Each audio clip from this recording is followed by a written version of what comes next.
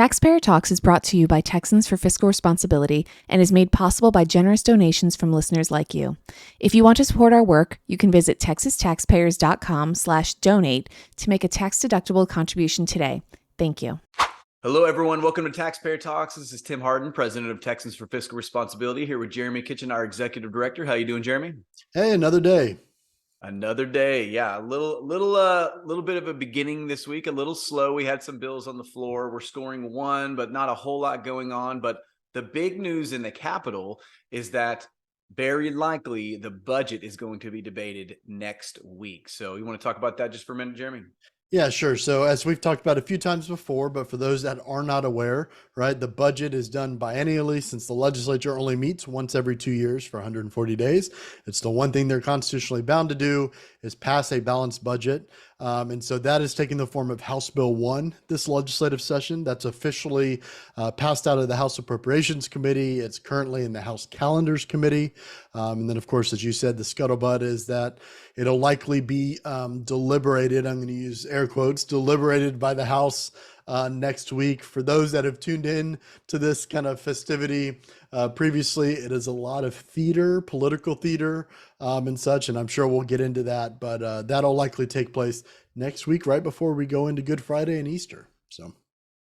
Yeah, so first and foremost, we want to let everybody know we are going to be doing a live stream of the budget next week, meaning, you know, whether it lasts 8 hours or 10 hours, we're essentially going to have the live feed, and we're going to have a lot of guests, and we're going to be commenting on what's going on. This is kind of our Super Bowl, and so please expect you'll see some more promotions and things like that, but we will be streaming on plenty of platforms. Will have info to come on that. And so we'll be kind of critiquing and talking about the budget. I think it's worth mentioning that we have a budgetary plan as well. We have a frozen budget we have been promoting. We should have a paper out very, very shortly, kind of commenting on the budget and, you know, its current form, the form we'd like to see it in, and kind of how far it misses that frozen budget.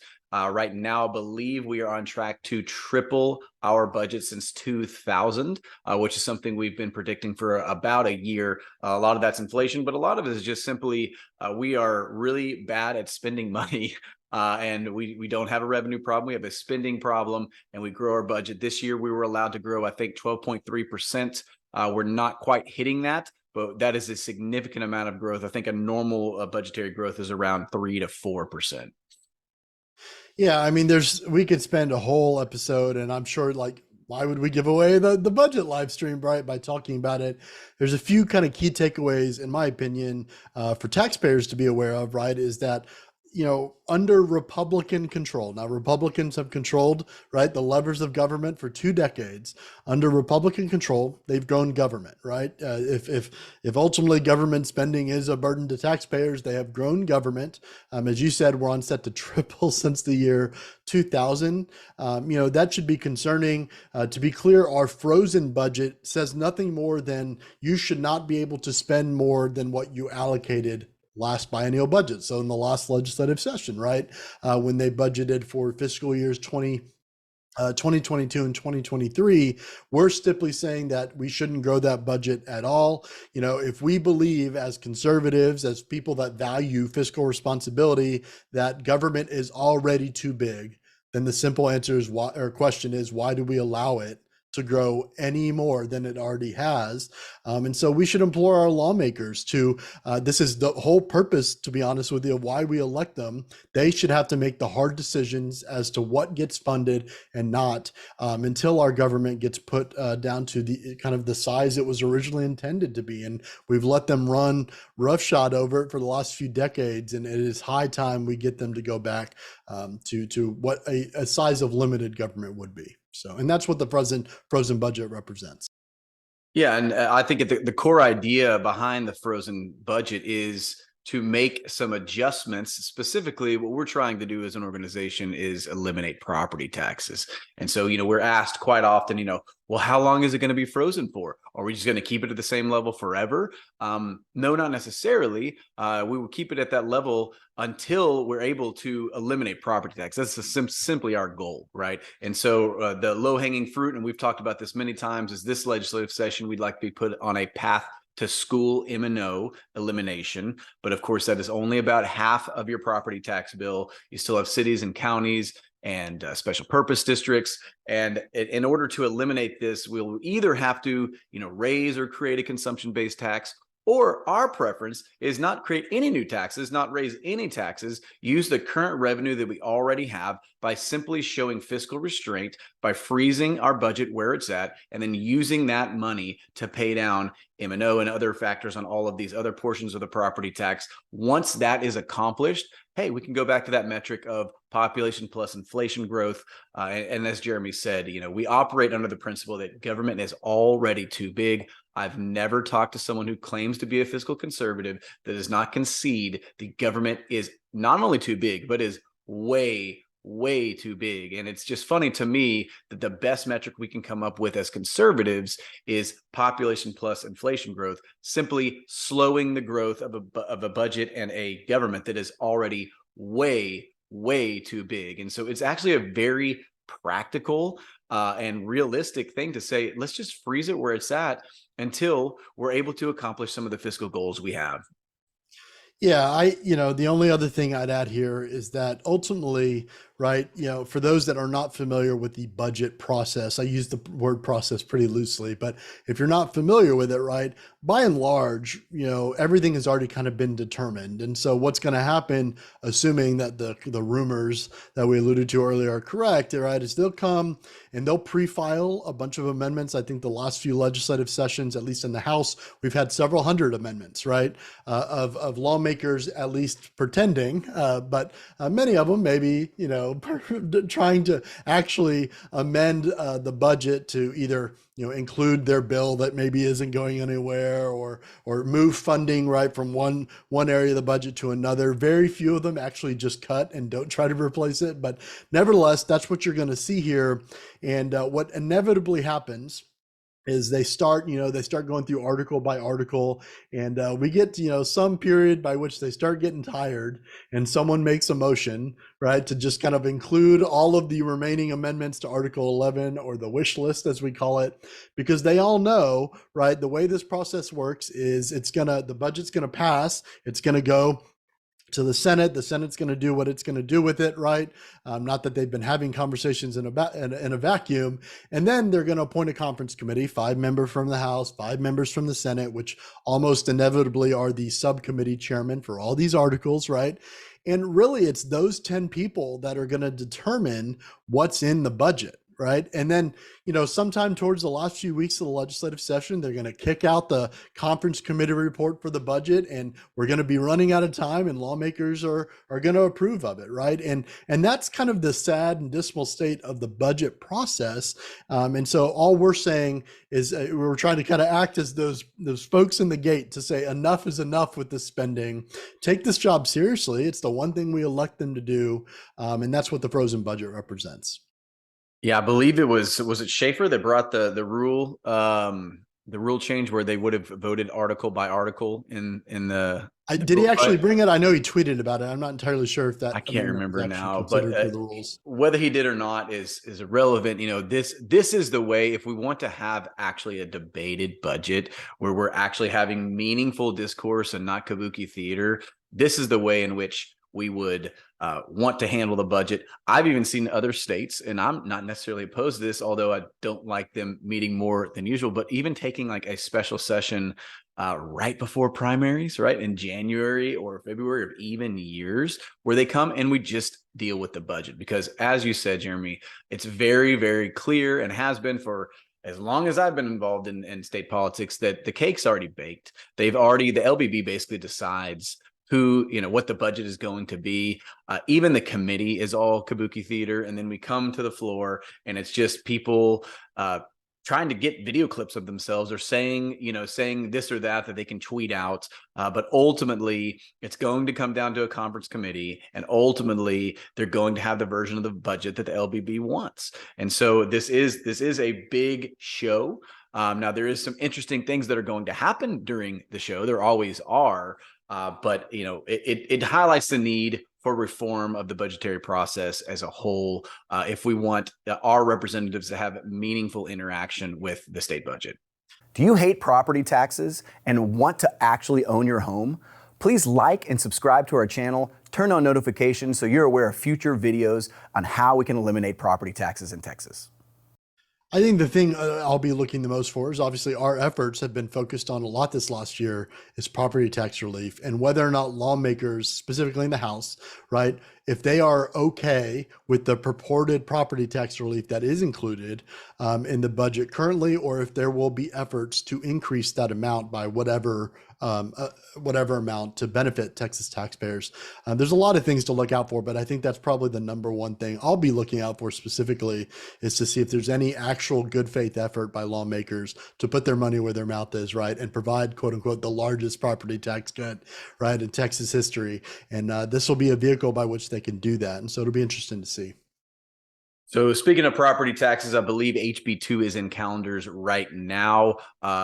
Because it is a priority, we do assume that this is going to come up probably next week, maybe the week after that. It's going to depend on how the budget shakes out and what those calendars look like.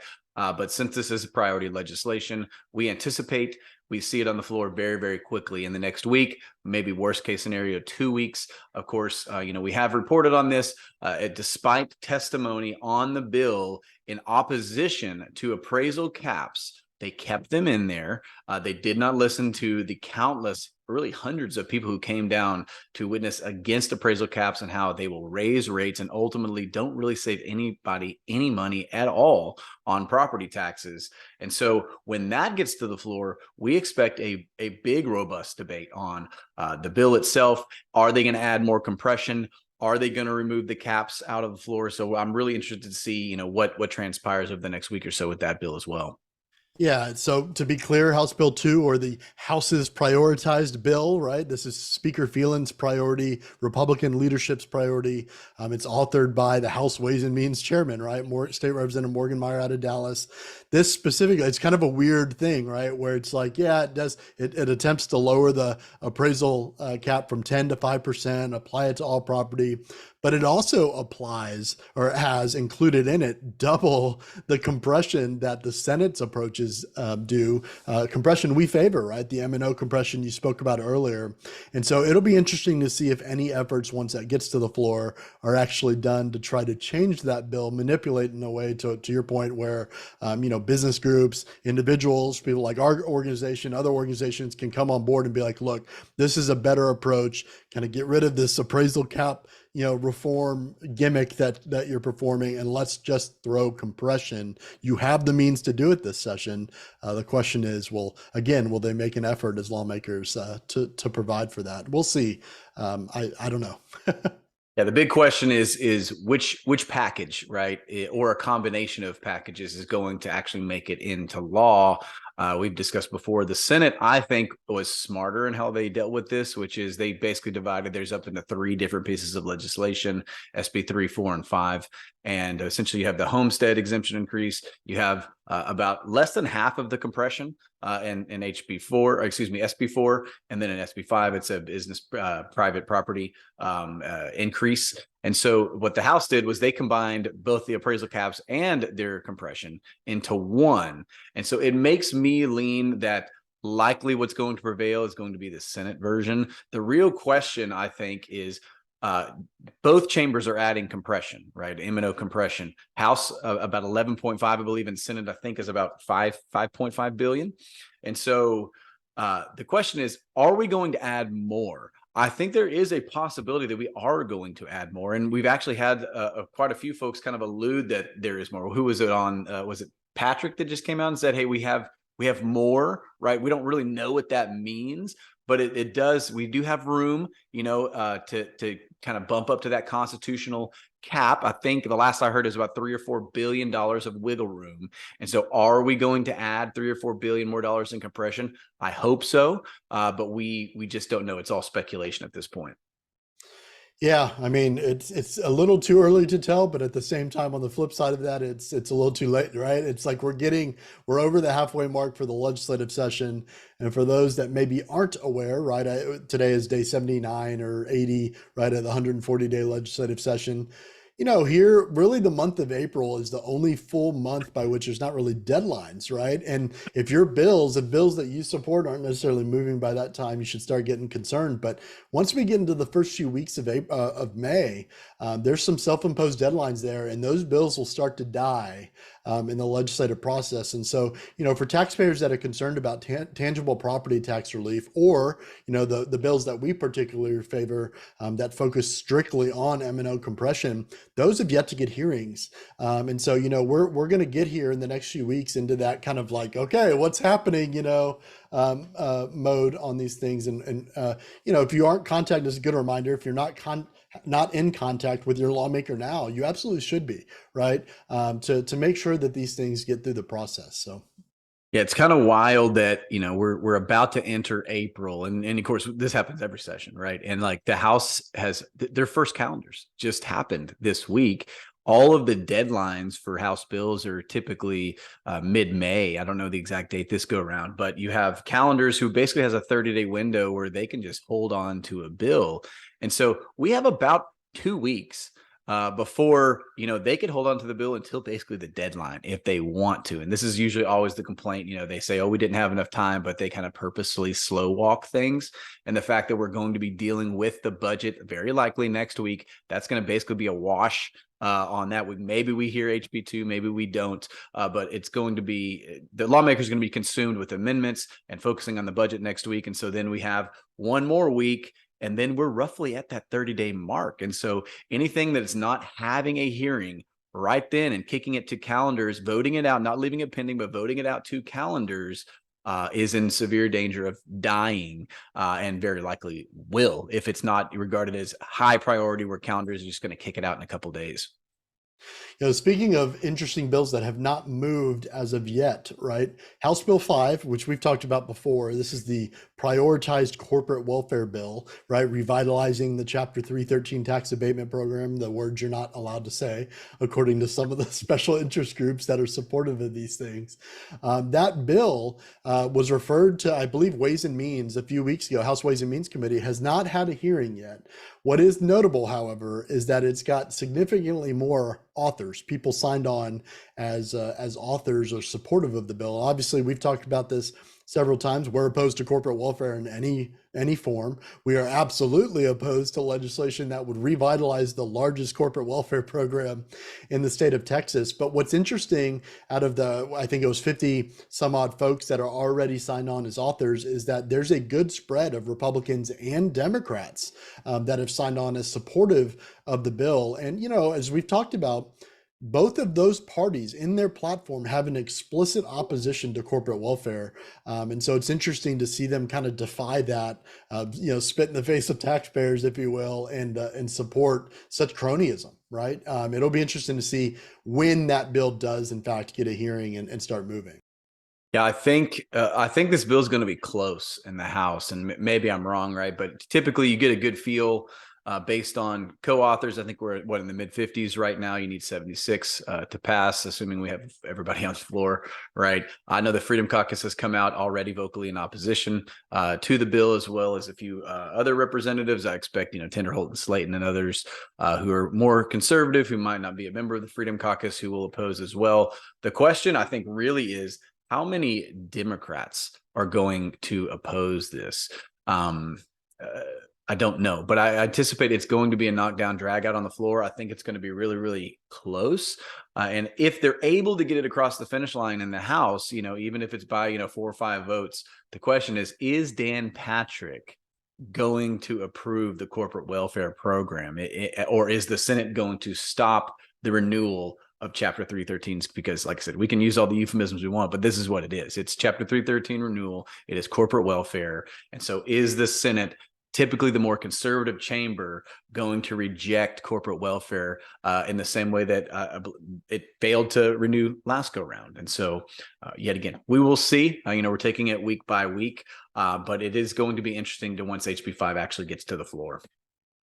I think all of the things we talked about today are great reminders. Again, right, to plug our fiscal responsibility index and vote notices. If you are not subscribed, right, for not necessarily our weekly email, the fiscal note, you should absolutely subscribe to that, right? But if you are not subscribed to our vote notices, it's the best way to stay up to date with legislation that's moving, that's important to taxpayers, moving through the process, that we send out vote notices on, both to the general public and lawmakers ahead of time, right, on things that might be included in our fiscal responsibility index. And so if you're not subscribed to that already, we implore you, go to texastaxpayers.com/subscribe. You can see right there, you can tick the box if you want, just for vote notices, and get hooked up on those. And we send those emails out every time we issue an official vote notice. Yeah. Also, if you do not follow us on Facebook, Instagram, Twitter, or YouTube, I encourage you, especially this week, to go follow and like our page. We will be streaming this budget night all day long on multiple platforms. We're still in talks about which ones we're going to use, but we will be doing a live stream, and we're going to be partnering with a number of other organizations. And it's just going to be a really fun time. So I encourage you to follow us, check your email. We will be giving updates here in the next few days, exactly how it's going to. We're waiting for confirmation. The rumor is it's happening next week. We haven't got confirmation. We should probably get confirmation as they start setting, amendment rules and things like that. But it's, I would say probably 90% probability that it's going to go down next week. So y'all join and follow us. And please tune into that live stream. I think that is it for this week on Taxpayer Talks. We appreciate y'all being with us. We will see you again next week. Y'all have a good one. Hey everyone, thanks for listening. For even more content, head over to our website, texastaxpayers.com, where you can find all of our written content, the Fiscal Responsibility Index, and a whole host of resources that can help you navigate the already ongoing 88th legislative session. Make sure while you're there to subscribe to the Fiscal Note and vote notices to stay informed about issues that affect your wallet. Thanks.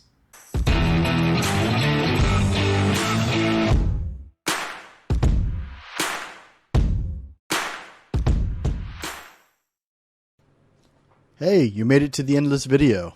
Thanks for watching. We really appreciate it. Make sure you subscribe and hit the bell icon so that way you're notified next time we post a video and update to the channel. Thanks again.